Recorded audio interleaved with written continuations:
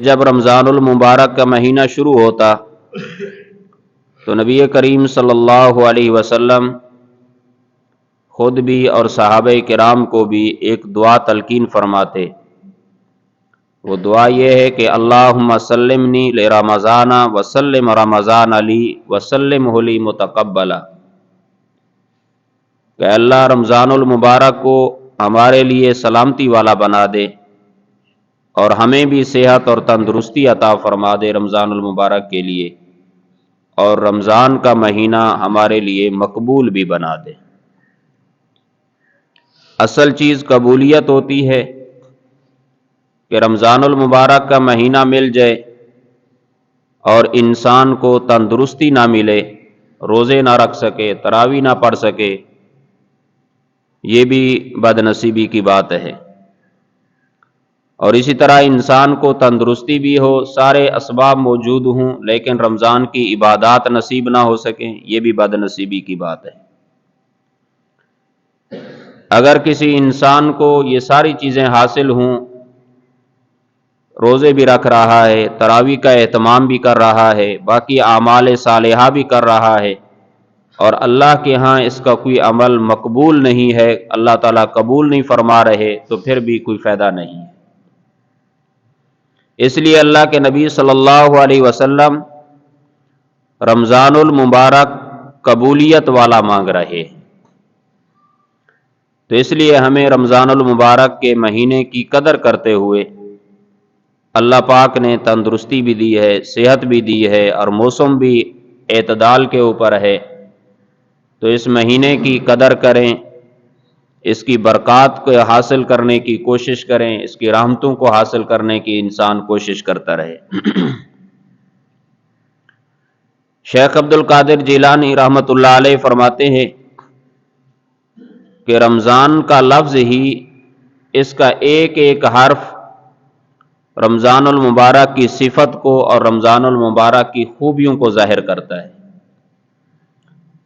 فرماتے ہیں لفظ رمضان کے اندر پہلا حرف را ہے، را یہ بتلاتی ہے کہ یہ رحمت کا مہینہ ہے۔ دوسرا لفظ میم ہے، اور میم یہ بتلاتا ہے یہ مغفرت کا مہینہ ہے۔ تیسرا حرف ضاد ہے، اور ضاد یہ بتاتی ہے کہ یہ جنت کی ضمانت کا مہینہ ہے۔ ضاد کے بعد الف ہے، جو یہ بتلاتا ہے کہ یہ الفت اور انسیت کا مہینہ ہے، اور آخر میں نون ہے، نون یہ بتلاتی ہے کہ یہ نورانیت کا مہینہ ہے۔ تو شیخ عبد القادر جیلانی رحمۃ اللہ علیہ فرماتے ہیں اگر تمہیں یہ تمام چیزیں چاہیے، اللہ کی رحمت کی طلب ہے، اپنے گناہوں کی مغفرت کی طلب ہے، جنت کی ضمانت چاہتے ہو، الفت اور انسیت چاہتے ہو، اور رمضان المبارک کی نورانیت چاہتے ہو، تو اس مہینہ کے اندر اپنے آپ کو عبادت کے اندر مصروف رکھو، تو اللہ پاک یہ ساری چیزیں عطا فرما دیں گے۔ رمضان المبارک کا مہینہ پورے کا پورا مہینہ عبادت کا مہینہ ہے، اس کا دن بھی عبادت اور اس کی رات بھی عبادت ہے، اور اللہ تعالیٰ نے رمضان المبارک کے مہینے کے اندر دو عبادتیں ایسی عطا فرمائی ہیں جو رمضان کے علاوہ کسی اور مہینے کے اندر وہ عبادتیں نہیں ملی۔ آپ رمضان کے علاوہ فجر کی نماز پڑھتے ہیں، رمضان کے علاوہ ظہر کی نماز پڑھتے ہیں، عصر کی نماز پڑھتے ہیں، مغرب اور عشاء پڑھتے ہیں، اگر زکوٰۃ فرض ہو جائے تو رمضان کے علاوہ بھی آپ ادا کرتے ہیں، لیکن اللہ پاک نے اس مبارک مہینے کے اندر دو عبادتیں ایسی عطا فرمائی ہیں، ان دو عبادتوں کو آپ رمضان کے علاوہ کسی اور مہینے کے اندر ادا نہیں کر سکتے، اگر کوئی ادا کرے گا بھی تو ادا نہیں ہوتی۔ اور ان دو عبادتوں میں سے ایک عبادت دن کی ہے، دوسری عبادت رات کی ہے۔ ایک عبادت فرض ہے اور دوسری عبادت سنت مؤکدہ ہے۔ فرض عبادت کا نام روزہ ہے، اور سنت مؤکدہ عبادت کا نام 20 رکعت تراویح ہے۔ یہ دو عبادتیں اللہ پاک نے اس مبارک مہینے کے اندر امت مسلمہ کو خصوصی طور پر عطا فرمائی ہے۔ رمضان المبارک کے دن کو روزہ رکھنا اور رات کے وقت تراویح ادا کرنا، یہ صرف اور صرف اسی مہینے کی عبادت ہے۔ اس مہینے کے علاوہ آپ روزے رکھیں گے تو وہ رمضان کے روزے ادا نہیں کہلاتے، نفل روزے ہوں گے، قضا روزے ہوں گے، منت کے روزے ہو سکتے ہیں، لیکن رمضان کے روزے نہیں ہو سکتے۔ رمضان کے روزے کے وہ فضائل آپ کو نصیب نہیں ہو سکتے۔ اسی طرح تراویح والی عبادت صرف رمضان المبارک کے مہینہ کی عبادت ہے۔ رمضان کے مہینے کے علاوہ کوئی آدمی تراویح نہیں پڑھ سکتا، تراویح پڑھے گا ہوگی بھی نہیں، کیونکہ یہ عبادت ہی رمضان المبارک کے مہینہ کی ہے۔ نبی کریم صلی اللہ علیہ وسلم نے اپنی ایک حدیث مبارکہ کے اندر ان دونوں عبادتوں کو بیان کرتے ہوئے فرمایا، حضرت عبد الرحمن بن عوف رضی اللہ تعالیٰ عنہ اس حدیث کے راوی ہیں، وہ فرماتے ہیں کہ نبی کریم صلی اللہ علیہ وسلم نے فرمایا، ان اللہ تبارک و تعالی فرض صیام رمضان علیکم، کہ اللہ تبارک و تعالی نے رمضان کے روزوں کو تمہارے اوپر فرض کیا ہے۔ وَسَنَنْتُ لَكُمْ قِيَامَهُ، اور رمضان کی راتوں کی تراویح کو میں نے تمہارے لیے سنت قرار دیا ہے۔ فَمَنْ صَامَهُ وَقَامَهُ، جو آدمی دن کو روزہ رکھتا ہے، وَقَامَهُ، اور رات کو 20 رکعت تراویح ادا کرتا ہے، ایمانًا وَاحْتِسابًا، اس شخص کا عقیدہ بھی صحیح ہو اور نیت بھی درست ہو، کیونکہ کسی بھی عمل کی قبولیت کے لیے عقیدے کا صحیح ہونا لازمی اور ضروری ہے۔ اگر انسان کے عقیدے کے اندر گڑبڑ ہو، کوئی کتنے ہی اخلاص کے ساتھ عمل کیوں نہ کرتا رہے، اللہ تعالیٰ کے ہاں انسان کا وہ عمل قبول نہیں ہوتا۔ اور دوسری بات کہ اگر کسی کا عقیدہ تو صحیح ہے لیکن اخلاص کے ساتھ وہ عمل نہیں کر رہا، ریاکاری ہے، دکھلاوا ہے، لوگوں کے طعنوں سے بچنا مقصود ہے، تب بھی اللہ تعالیٰ اس انسان کے عمل کو قبول نہیں فرماتے۔ اس وجہ سے فرمایا ایمانا و احتسابا، دن کو روزہ رکھا، رات کو تراویح پڑھی، عقیدہ بھی درست ہے، نیت بھی درست ہے۔ فرمایا خرج من ذنوبہ کیوم ولدتہ امہ، اللہ پاک اس کو گناہوں سے ایسے پاک صاف کر دیتے ہیں جیسے کہ نو مولود بچہ ماں کے پیٹ سے پیدا ہوتا ہے تو اس کا کوئی گناہ نہیں ہوتا، اللہ تعالیٰ اس انسان کو بھی گناہوں سے یوں پاک اور صاف کر دیتے ہیں۔ اب اس حدیث مبارکہ کے اندر رمضان المبارک کے دو عمل بتلائے گئے ہیں، ایک کا نام روزہ ہے، دوسرے کا نام تراویح ہے۔ اب یہ دو عمل ہم کریں گے تو تب ہمیں یہ فضیلت حاصل ہوگی۔ ایک آدمی دن کو روزہ رکھتا ہے، رات کو 20 رکعت تراویح نہیں پڑھتا، یہ آدمی بھی مجرم ہے عند اللہ، اللہ کے ہاں۔ ایک آدمی دن کو روزہ نہیں رکھتا اور رات کو 20 رکعت تراویح پڑھتا ہے تو یہ انسان بھی اللہ کے ہاں مجرم ہے، یہ بھی جرم کر رہا ہے، کیونکہ اللہ تعالیٰ نے یہ اس فضیلت کے حصول کے لیے دن کی عبادت روزہ دیا ہے اور رات کی عبادت اللہ پاک نے 20 رکعت تراویح دی ہے۔ اس وجہ سے اس فضیلت کو حاصل کرنے کے لیے دن کو روزہ رکھنا بھی ضروری ہے اور رات کے وقت 20 رکعت تراویح کا ادا کرنا بھی ضروری اور لازمی ہے۔ روزے کے بارے کے اندر تو آپ علماء کرام سے فضائل سنا کرتے ہیں، روزے کی بہت بڑی فضیلت ہے۔ ایک حدیث مبارکہ کے اندر نبی کریم صلی اللہ علیہ وسلم نے فرمایا کہ جو آدمی رمضان المبارک کے پہلے دن کا روزہ رکھتا ہے، اللہ تعالیٰ اس کے سارے گناہوں کو معاف فرما دیتے ہیں۔ ان گناہوں کی معافی سے مراد صغیرہ گناہ ہیں، کیونکہ کبیرہ گناہ بغیر توبہ کے معاف نہیں ہوتے، ان کے لیے توبہ لازمی اور ضروری ہوتی ہے۔ تو اللہ تعالیٰ اس کے گناہوں کو معاف فرما دیتے ہیں، اور رمضان کی یکم سے لے کر آخر رمضان تک، صبح سے لے کر شام تک 70,000 فرشتے اس کے لیے مغفرت کی دعا مانگتے رہتے ہیں۔ کس قدر فضیلت کی بات ہے کہ روزے دار کے لیے کوئی دعا مانگے نہ مانگے، خود مانگے نہ مانگے، لیکن 70,000 فرشتوں کو اللہ پاک کی طرف سے یہ مقرر کر دیا گیا ہے کہ میرے اس روزہ دار کے لیے تم مغفرت کی دعا مانگتے رہو۔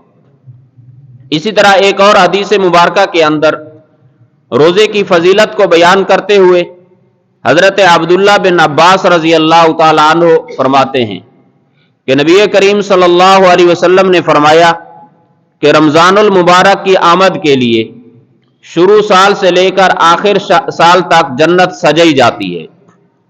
جس طرح کوئی آدمی اپنے بیٹے کی شادی کی آمد کے اوپر اپنے گھر کو سجاتا ہے، کوئی اپنے پروگرام کے لیے اپنی جگہ کو سجاتا ہے، اللہ تعالیٰ رمضان کی آمد کے لیے شروع سال سے لے کر آخر سال تک، یعنی کہ شوال کے مہینے سے لے کر شعبان کے آخر تک جنت رمضان کی آمد کے لیے سجائی جاتی ہے۔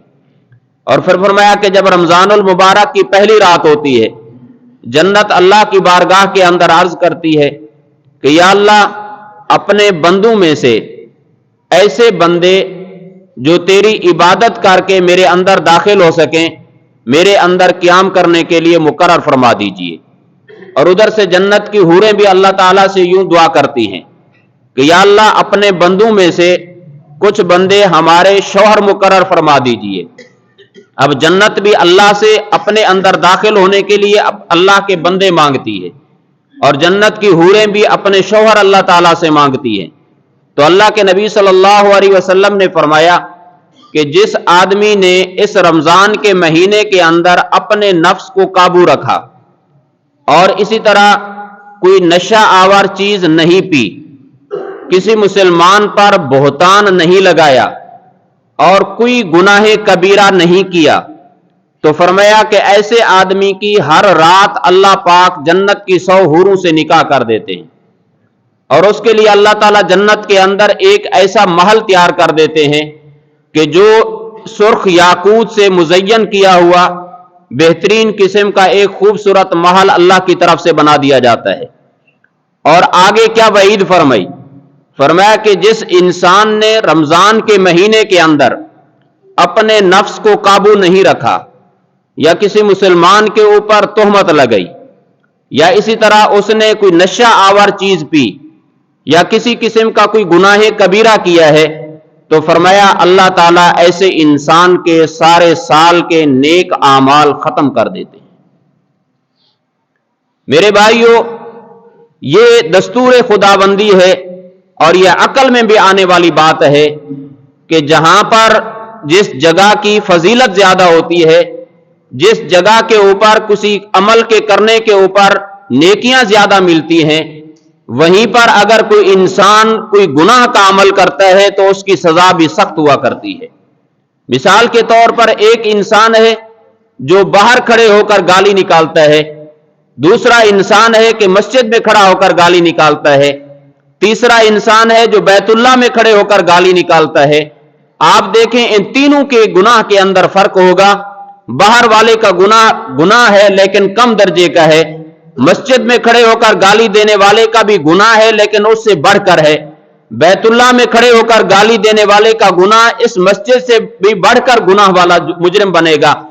اسی طرح نیک اعمال کے اندر بھی فرق ہوتا ہے کہ ایک انسان نماز باہر پڑھتا ہے، دوسرا انسان جامع مسجد میں نماز پڑھتا ہے، باجماعت نماز پڑھتا ہے، تیسرا انسان بیت اللہ میں نماز پڑھتا ہے۔ اب آپ دیکھیں کہ ان تینوں کی نیکی کے اندر بھی فرق ہے۔ اسی طرح ایک انسان وہ ہے جو گناہ رمضان کے مہینے کے علاوہ کر رہا ہے، ایک انسان وہ ہے جو گناہ رمضان کے مہینے کے اندر کرتا ہے، ایک انسان وہ ہے جو نیک عمل رمضان کے علاوہ کرتا ہے، اس کو ایک عمل کے اوپر ایک عمل کا ثواب ملتا ہے، لیکن رمضان کے مہینے کے اندر وہی عمل کرتا ہے تو اللہ تعالیٰ اس کو ایک عمل کے بدلے کے اندر 70 گنا اس کا اضافہ کر دیتے ہیں، 70 اعمال کا اللہ تعالیٰ اجر اور ثواب عطا فرما دیتے ہیں۔ ایک انسان رمضان کے علاوہ نفل نماز پڑھتا ہے، اس کو نفل کا ہی ثواب ملے گا، اور دوسرا انسان رمضان کے مہینے کے اندر نفل پڑھتا ہے، اللہ کا کرم یہ ہو جاتا ہے وہ پڑھ تو نفل رہا ہوتا ہے لیکن اللہ تعالیٰ اجر اور ثواب اس کو فرض کے برابر عطا فرماتے ہیں۔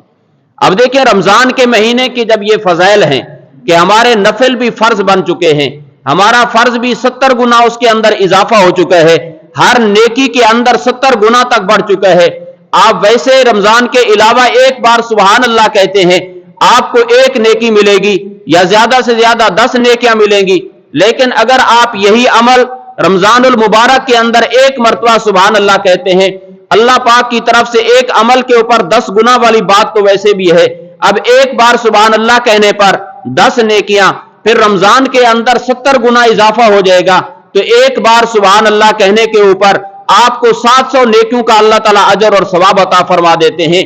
جب یہ فضائل ہمیں رمضان میں نصیب ہو رہے ہیں تو اسی طرح اگر کوئی بدبخت انسان رمضان المبارک جیسے بابرکت مہینے کے اندر، رمضان المبارک جیسے عظمت والے اور شان والے مہینے کے اندر اپنے نفس کو بھی کنٹرول میں نہیں رکھ رہا، اور اسی طرح نشئی آدمی نشہ آور چیز سے بھی نہیں بچ رہا، نشے کی اہمیت زیادہ ہے، روزے کی اہمیت اس کے دل کے اندر نہیں ہے، اپنے نشے کو چھوڑنے کے لیے تیار نہیں ہے، اللہ کا حکم رمضان کا روزہ چھوڑ دیتا ہے کہ میرے نشے کے اندر خلل واقع ہو جائے گا، میری طبیعت کے اندر بگاڑ پیدا ہو جائے گا۔ اب ایسا بدبخت انسان رمضان جیسے مبارک مہینے کے اندر بھی نشہ پی رہا ہے، اور اسی طرح ایسا بدبخت انسان جو مسلمانوں کے اوپر تہمت لگاتا ہے، حقیقت کے خلاف باتیں کرتا ہے، ایسے ظنیات کی وجہ سے، اپنے گمان کی وجہ سے کسی مسلمان کے بارے کے اندر بدگمانی کا شکار ہو جاتا ہے، کسی مسلمان کے اوپر تہمت لگا دیتا ہے، یا ایسا بدبخت انسان جو رمضان المبارک جیسے بابرکت مہینے کے اندر گناہوں کو چھوڑنے کے لیے تیار نہیں ہے، رمضان المبارک جیسے بابرکت مہینے کے اندر بھی گناہ کبیرہ کا ارتکاب کر رہا ہے۔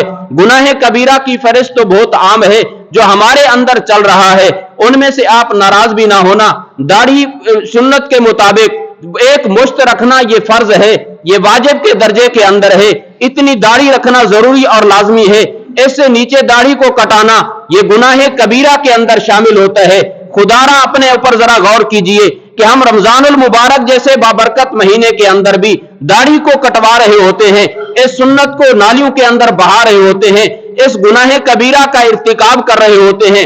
اسی طرح کسی نامحرم عورت کو دیکھنا یہ اگرچہ صغیرہ گناہ ہے، لیکن اصرار کے ساتھ دیکھنا، بار بار دیکھنا، یہ اگر صغیرہ گناہ کے اوپر اصرار کیا جائے وہ کبیرہ گناہ بن جایا کرتا ہے۔ جس طرح نامحرم عورت کو چلتے پھرتے دیکھنا گناہ ہے، اسی طرح نامحرم عورت کی تصویر کو دیکھنا یہ بھی گناہ ہے۔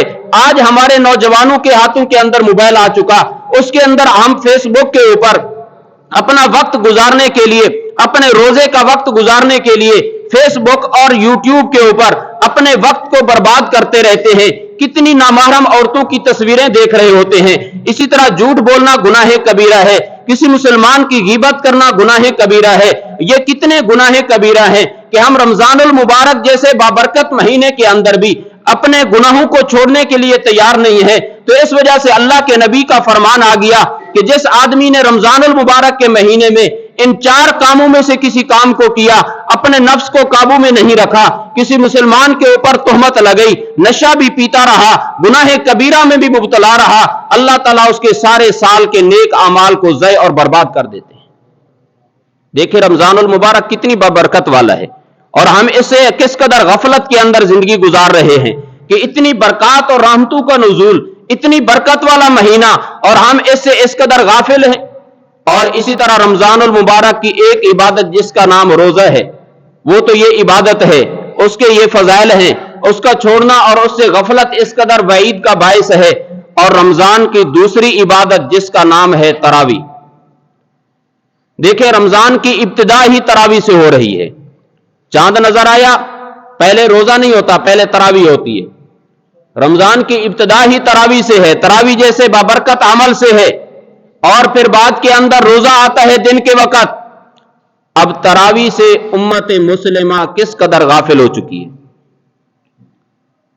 20 رکعت تراویح جس کی شرعی حیثیت یہ ہے کہ یہ سنت مؤکدہ ہے، ہمارے مسلمان تراویح کو سنت سمجھ کر چھوڑ دیتے ہیں، کہتے ہیں جی تراویح فرض تھوڑی ہے، سنت ہے۔ اور صحابہ کرام سنت سمجھ کر ہی اپنی جانیں نچھاور کر دیا کرتے تھے، اور ہم سنت سمجھ کر اس عمل کے اوپر عمل ہی نہیں کرتے۔ پھر یہ ذہنوں کے اندر بات بیٹھی ہوئی ہے کہ تراویح پڑھیں تو ثواب کی چیز ہے، نہ پڑھیں تو شاید کوئی گناہ نہیں ہے۔ یہ بہت بڑا شیطانی دھوکہ ہے۔ सुन्नत की दो किस्में हैं, एक का नाम है सुन्नत मुअक्कदा और दूसरी का नाम है सुन्नत गैर मुअक्कदा। सुन्नत गैर मुअक्कदा का हुक्म यह है कि अगर कोई आदमी करता है तो उसको सवाब मिलता है, अगर अमल नहीं करता तो वो अजाब का मुस्तहिक नहीं होता।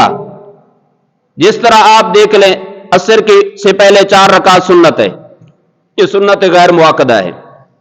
कोई आदमी पढ़ता है तो फजीलत वाली बात है, बहुत बड़ी फजीलत है। अल्लाह के नबी ने दुआ दी है कि या अल्लाह जो असर से पहले यानी फर्जों से पहले 4 रकात सुन्नत पढ़े, अल्लाह के नबी ने उसके लिए रहमत की दुआ की। फजीलत है, लेकिन है गैर मुअक्कदा। इशा के 4 फर्जों से पहले 4 रकात सुन्नत, ये सुन्नत गैर मुअक्कदा है। आप पढ़ें सवाब वाली बात है, ना पढ़ें कोई अजाब नहीं है। और दूसरी सुन्नत की किस्म है सुन्नत मुअक्कदा, और ये हुक्म के अंदर वाजिब के दर्जे में है, यानी जो हुक्म वाजिब का है वही हुक्म सुन्नत मुअक्कदा का है कि अगर कोई आदमी सुन्नत मुअक्कदा को अदा करता है तो उसको सवाब है, अगर छोड़ता है तो उसके लिए अजाब है। जिस तरह फजर की 2 रकात सुन्नत है, यह सुन्नत मुअक्कदा है। ज़ोहर के फर्जों से पहले 4 रकात सुन्नत है, यह सुन्नत मुअक्कदा है। ज़ोहर के फर्जों के बाद 2 रकात सुन्नत, यह सुन्नत मुअक्कदा है। इशा के फर्जों के बाद 2 रकात सुन्नत, यह सुन्नत मुअक्कदा है। अब इसका छोड़ना अजाब वाली बात है, इसके छोड़ने वाले को गुनाह मिलेगा और छोड़ने वाला फासिक होता है, गुनाहगार कहलाता है। यही हुक्म तरावी का है कि तरावी सुन्नत मुअक्कदा है, अगर कोई आदमी पढ़ता है तो बहुत बड़ी फजीलत वाली बात है, और जो छोड़ता है तो उसके लिए अजाब और गुनाहगार वाली बात है। हमारे ज़हनों के अंदर ये बात बैठ गई कि सुन्नत है बस पढ़ लें ना पढ़ लें, ये ऐसी बात नहीं है मेरे भाइयों।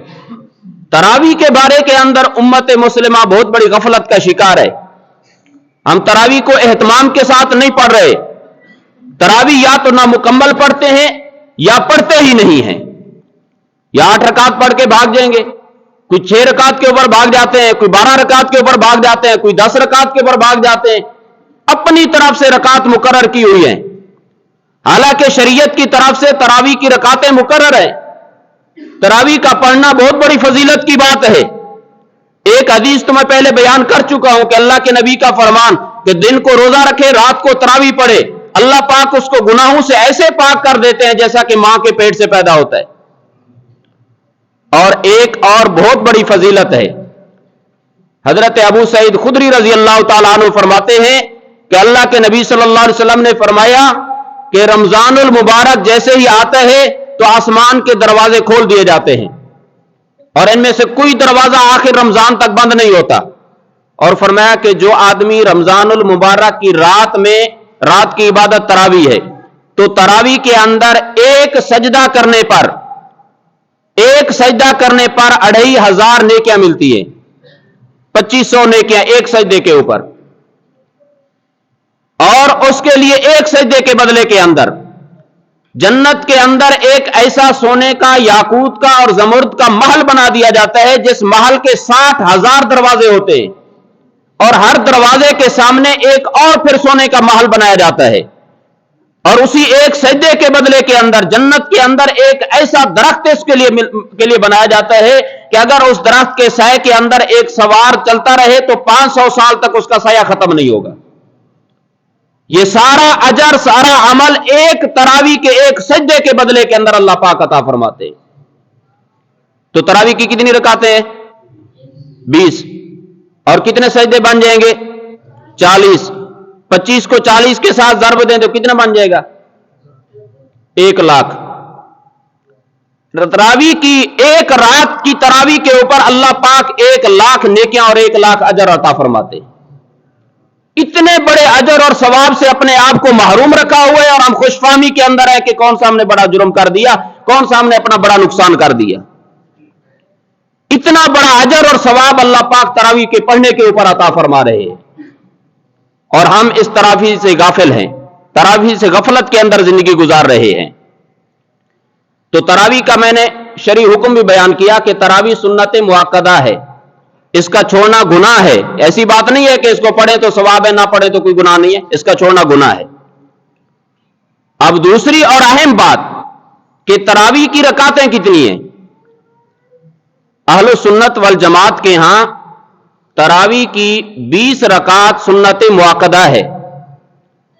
نبی کریم صلی اللہ علیہ وسلم نے بھی 20 رکعت تراویح پڑھی ہے، خلفائے راشدین نے بھی 20 رکعت تراویح پڑھی ہے، صحابہ کرام نے بھی 20 رکعت تراویح پڑھی ہے، اور اسی طرح مکہ اور مدینہ کے اندر بھی 20 رکعت تراویح کا عمل ہے، اور تابعین کے زمانہ کے اندر بھی 20 رکعت تراویح رہی ہے، تبع تابعین کے زمانے میں بھی 20 رکعت تراویح رہی ہے، ائمہ مجتہدین کے زمانے میں بھی 20 رکعت تراویح رہی ہے، یہاں تک کہ 1290 ہجری تک 20 رکعت تراویح کے بارے کے اندر کسی کا اختلاف نہیں رہا۔ 20 رکعت سے کم کے بارے کے اندر کسی کا اختلاف نہیں ہے۔ 8 رکعت تراویح کی کسی نے بات تک بھی نہیں کی 1290 ہجری تک۔ اوپر کے اندر تو اختلاف چلا گیا، امام مالک رحمۃ اللہ علیہ کے زمانے میں 36 رکعت تراویح کی باجماعت ادا کی جاتی رہی، لیکن 20 سے کم کے اندر 1290 ہجری تک کسی کا اختلاف نہیں ہوا۔ تو اس وجہ سے ہم یہ کہتے ہیں کہ 20 رکعت نماز باجماعت تراویح یہ سنت مؤکدہ ہے۔ پھر تراویح کے اندر دو چیزیں سنتیں ہیں، ایک 20 رکعت پڑھنا، دوسرا رمضان المبارک کے مہینے میں تراویح کی نماز کے اندر مکمل قرآن سننا یا سنانا، یہ بھی سنت ہے۔ جو آدمی 20 رکعت سے کم پڑھتا ہے یا پورے قرآن کو نہیں سنتا، تراویح کے اندر صرف سورتیں پڑھ رہا ہے، تو اگر 20 رکعت پوری ہے تو ایک سنت ادا ہو رہی ہے، ایک سنت اس کی چھوٹ گئی ہے۔ اگر یہ قرآن پورا سن رہا ہے، رکعتیں 8 پڑھ رہا ہے، یہ بھی ایک سنت کو چھوڑنے والا ہے۔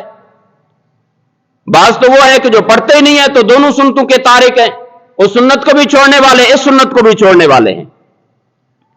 نبی کریم صلی اللہ علیہ وسلم سے 3 باتیں ثابت ہیں کہ نبی علیہ الصلوۃ والسلام نے کتنی راتیں تراویح پڑھی، نبی علیہ الصلوۃ والسلام نے کتنا وقت تراویح کے اوپر لگایا، نبی علیہ الصلوۃ والسلام نے کتنی رکعت تراویح کی پڑھی ہے۔ اور ان پہلی 2 باتوں کو کہ آپ نے کتنی راتیں پڑھی اور کتنا وقت لگایا، یہ 2 باتیں حدیث پاک سے معلوم ہوتی ہیں۔ جس حدیث کے راوی حضرت ابو ذر غفاری رضی اللہ تعالیٰ عنہ ہیں، اور یہ حدیث جامع ترمذی کے اندر بھی ہے، سنن ابو داؤد کے اندر بھی ہے، سنن نسائی کے اندر بھی ہے، ابن ماجہ کے اندر بھی ہے۔ حضرت ابو ذر غفاری فرماتے ہیں نبی علیہ الصلوۃ والسلام نے رمضان المبارک کی 22 راتیں ہمیں تراویح نہیں پڑھی۔ 23ویں کی رات نبی علیہ الصلوۃ والسلام تشریف لائے مسجد کے اندر، اور صحابہ کرام کو باجماعت نماز تراویح پڑھی، اور رات کا 3 حصے تک تراویح پڑھاتے رہے۔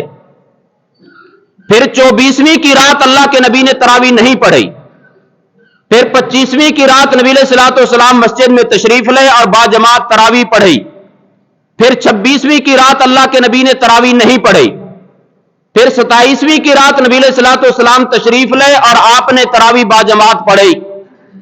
پھر اس کے بعد نبی علیہ الصلوۃ والسلام گھر کے اندر انفرادی طور پر، اور صحابہ کرام کو بھی حکم دے دیا کہ اپنے گھروں کے اندر انفرادی طور پر یا اسی طرح 2 آدمی مل کر باجماعت تراویح کی نماز پڑھتے رہے۔ اور نبی علیہ الصلوۃ والسلام کے سامنے جب صحابہ نے تراویح پڑھنے کی خواہش کا اظہار کیا تو آپ نے فرمایا کہ میں نے اس وجہ سے باجماعت چھوڑ دی ہے کہ کہیں تمہارے اوپر فرض نہ ہو جائے۔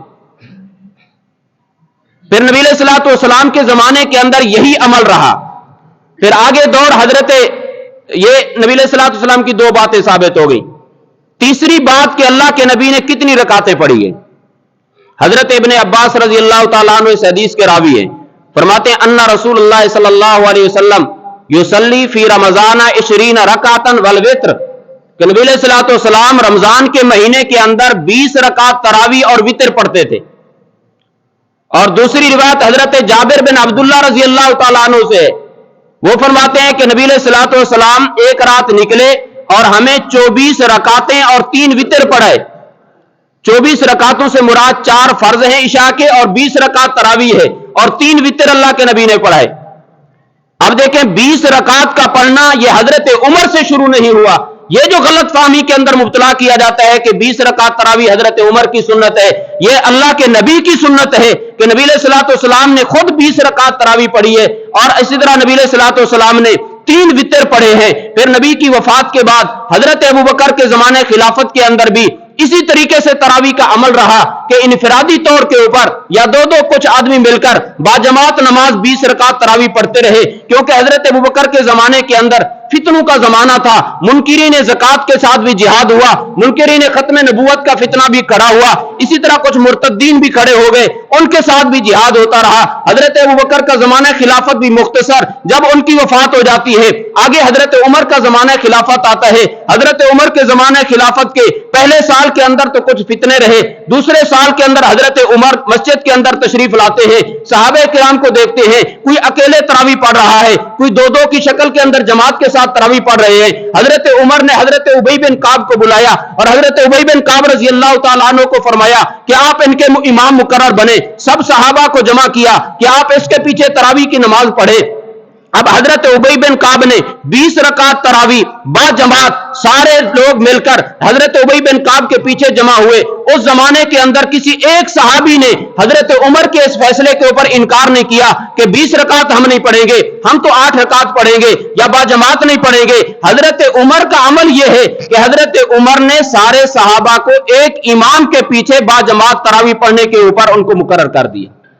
बाकी हजरत उमर ने 20 रकात तरावी खुद नहीं अपनी तरफ से बनी, वो तो नबी अलैहिस्सलाम से शुरू हो चुकी थी। हजरत उस्मान के जमाने में भी 20 रकात रही। हजरत अली ने कारियों को जमा किया और कारियों को जमा करके उनको कहा कि तुम 20 रकात तरावी इनको पढ़ो, और वितर हजरत अली खुद पढ़ाया करते थे। हजरत अली ये खिलाफत राशिदा का जमाना मुकम्मल हुआ, बाद के अंदर सहाबा भी 20 रकात तरावी पढ़ते रहे। मैंने अर्ज किया कि इसी तरह ताबेईन भी, तबा ताबेईन भी, अइम्मा मुज्तहिदीन भी, ये सारे हजरात 20 रकात तरावी बाजमात पढ़ते रहे।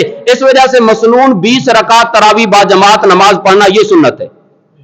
अब जो लोग 8 रकात की बात करते हैं, अब 8 रकात तो अल्लाह के नबी सल्लल्लाहु अलैहि वसल्लम ने पढ़ी ही नहीं है तरावी की। वो असल के अंदर धोखा देने के लिए तहज्जुद वाली नमाज को रमजान के महीने के अंदर तरावी कहते हैं। हम आले सुन्नत वल जमात ये कहते हैं कि तरावी और तहज्जुद ये 2 अलग नमाजें हैं। तरावी एक मुस्तकिल नमाज है जो सिर्फ रमजान के महीने में अदा की जाती है, और तहज्जुद एक अलग नमाज है। 8 रकात वाले ये कहते हैं कि 11 महीने जिस नमाज का नाम तहज्जुद है, रमजान के महीने के अंदर उसका नाम तरावी बन जाता है। अब अजीब मंतिक उन्होंने चली कि 11 महीने उसका नाम तहज्जुद, 12वें महीने उसका नाम तरावी, 11 महीने उसका वक़्त रात के आखिरी हिस्से के अंदर है, और 12वें महीने उसका वक़्त इशा के बाद शुरू हो जाता है। 11 महीने उसके अंदर कुरान खत्म करना सुन्नत नहीं है, 12वें महीने उसके अंदर कुरान पढ़ना सुन्नत हो गया, और इसी तरह 11 महीने बगैर जमात के पढ़ी जाती है, 12वें महीने बाद जमात की बात करते हैं। और इस बात के ऊपर दावा है कि हम हदीस की बात मानते हैं, और इस बात के ऊपर उनके पास एक दलील भी हदीस की मौजूद नहीं है। तो इस वजह से हजरत उमर रजी अल्लाह तआला अन्हु का अमल यही है कि उन्होंने सारे सहाबा को एक इमाम के पीछे 20 रकात तरावी पढ़ने के ऊपर जमा किए है, वरना 20 रकात तरावी अल्लाह के नबी ने खुद पढ़ी है, नबी अलैहिस्सलाम से साबित है। इस वजह से मेरी आपसे गुजारिश है कि 20 रकात तरावी पढ़ने का एहतमाम फरमाएं। बहुत बड़े फजाइल हैं। फिर जिंदगी के अंदर रमजान आए या ना आए, अब मौका है, अल्लाह पाक ने जिंदगी दी है, वक्त दी है, मोहलत दी है। इस वजह से इस अमल और इस इबादत का एहतमाम के साथ इसको अदा करने वाले बने।